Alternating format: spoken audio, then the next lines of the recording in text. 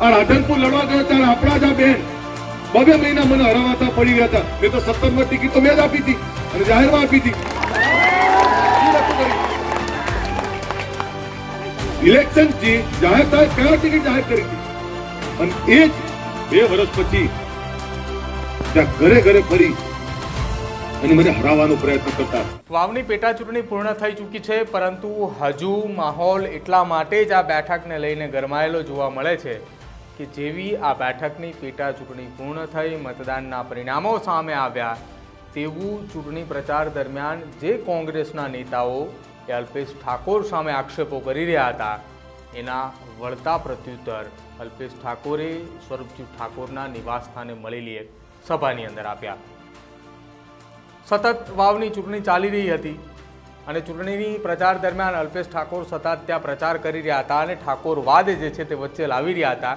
જો કે આ જ ઠાકોરવાદને લઈને જ્ઞાનીબેન ઠાકોરે અનેક વખત અલ્પેશ ઠાકોર સામે પ્રહાર કર્યા કે અત્યારે જ તમે અહીંયા પ્રચાર કરવા કેમ આવ્યા છો? 2022ની અંદર હું પણ અહીંયા ચૂંટણી લડી હતી ને 2024ની અંદર પણ અહીંયા ચૂંટણી લડી હતી, ત્યારે પ્રચાર માટે નહોતા દેખાયા. જો કે આ તમામની વચ્ચે અલ્પેશ ઠાકોરે છેલ્લા કેટલાક સમયથી જે મૌન ધારણ કર્યું હતું તે મૌન મુદ્દે આજે જવાબ આપ્યો. વર્ષ 2012ની અંદર વાવ બેઠક ઉપર કોંગ્રેસના ઉમેદવાર તરીકે જ્ઞાનીબેન ઠાકોર હતા અને જ્યાં શંકર ચૌધરી સામે તેમની હાર થઈ હતી અને 2017ની અંદર ઉત્તર ગુજરાતની અંદર સૌથી વધુ પ્રભુત્વ અને પકડ ધરાવતા નેતાએ અલ્પેશ ઠાકોર બન્યા હતા અને કોંગ્રેસની અંદર ઉત્તર ગુજરાતના અનેક નેતાઓને તેમને ટિકિટ અપાવી હતી અને જેને જેને ટિકિટ અપાવી હતી આ તમામ નેતાઓ ત્યાંથી જીત્યા હતા અને એમાંનું એક નામ હતું જ્ઞાનીબેન ઠાકોરનું. અલ્પેશ ઠાકોરે ખુલીને સામે આવ્યા અને આવતાની સાથે જ તેમણે કહી દીધું કે 2017ની અંદર મેં જ તમને ટિકિટ અપાવી હતી અને હવે 2019ની અંદર જ્યારે હું રાધનપુર લડતો હતો ત્યારે તમે મારી સામે ખુલીને પ્રચાર કરવા માટે 2 મહિના સુધી રાધનપુર હતા.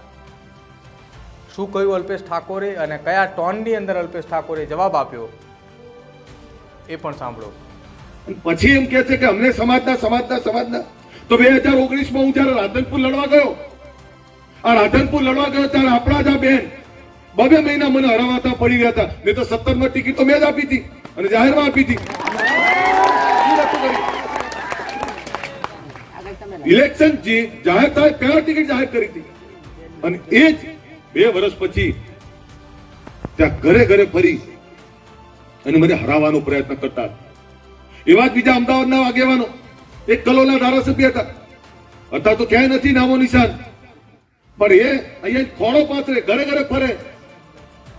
તો હું ઠાકોર નતો, એ વખતે સમાજ નતો, એમની વાત આવે ત્યારે સમાજ આ ઠાકોર નહીં, આ સમાજના નતા, તો ઘરે ઘરે ફરતા હતા અને પાછા જાહેરમાં કહેતા હતા વોટ નહીં આપે. અને હું તમારો આભારી છું, આ સમાજનો આભારી છું, ઋણી છું તમારો. તમે પાઘડીની લાજ રાખી છે, હું તમારો આભારી છું સાહેબ, અને તમામ સમાજોનો આભારી છું. મેં તમને એ વખતે કહ્યું હતું તમારામાં એકતા નહીં દેખાય તો બીજા સમાજો નહીં રહે તમારી જોડે. સાહેબ તમારે આભાર માનવો પડે. શંકરભાઈનો અધ્યક્ષ પ્રચાર ના કરી શકે,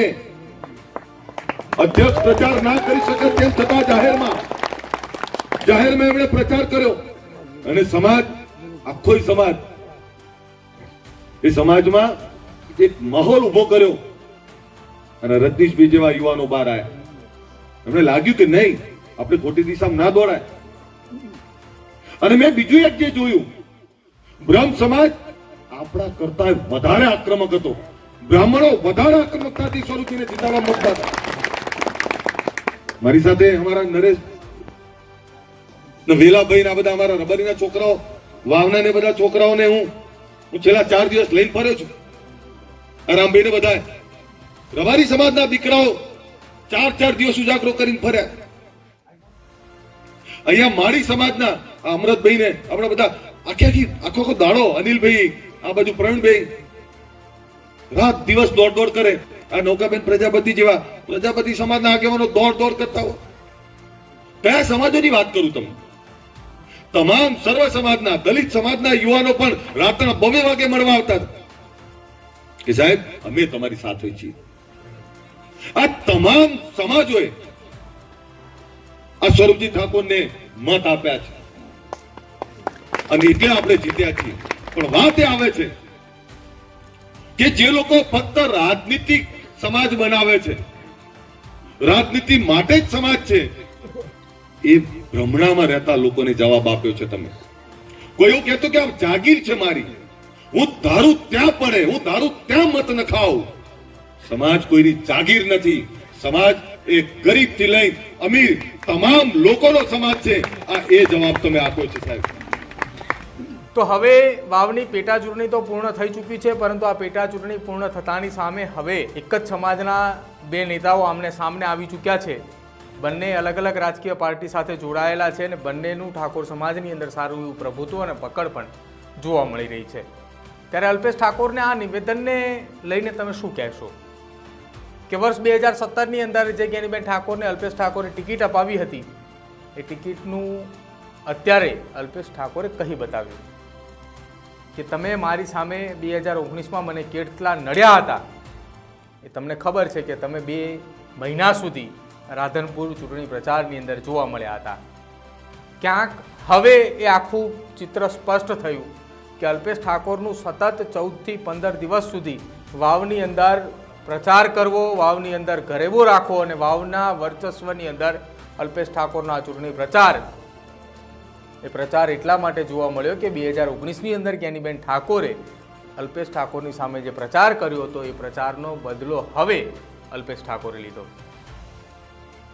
શું માનવું છે આપણું આ ઉત્તર ગુજરાતના રાજકારણને લઈને? અલ્પેશ ઠાકોરે કેટલાય સમયથી રાહ જોઈને બેઠા હતા કે ક્યારે એ બદલો લેવાનો સમય મળે અને હું તીર નિશાનથી છોડું.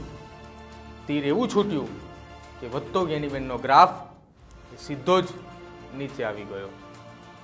વાવના પરિણામો અને અલ્પેશ ઠાકોર અને જ્ઞાનીબેન ઠાકોરની આ લડાઈ જે હતી તેને આપ કઈ રીતે જુઓ છો તે કમેન્ટ બોક્સની અંદર જણાવજો.